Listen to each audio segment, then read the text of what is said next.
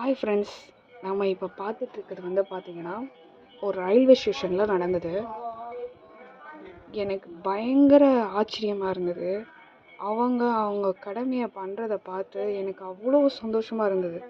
ஒரு மனிதன் இறைவனுக்கு செலுத்த வேண்டிய கடமையை அவன் எங்கிருந்தாலும் செய்வான் அப்படிங்கிறதுக்கு இது ஒரு உதாரணம். அவன் நினைத்தால் மட்டுமே அது கண்டிப்பாக ஒரு மனிதன் அவன் நினைக்கணும். இறைவனை நினைக்கும் பொழுது அவனுக்கான நேரத்தை ஒதுக்கிவிட்டு அவன் கடமையை ஆற்றுவதற்காக இறைவனை வணங்குகிறான்.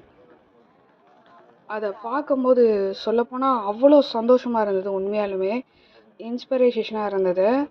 பத்தாவதுக்கு நம்மளை பார்த்தீங்கன்னா அவ்வளோ பேர் இருந்தாங்க. அதெல்லாம் அவங்க பொருட்படுத்தவே இல்லை. சுத்தமாக அவங்களோட கடமையை அவங்க பண்ணாங்க. இது எல்லா மதத்தவருமே பின்பற்றலாம், எந்த மதத்தவராக இருந்தாலும்.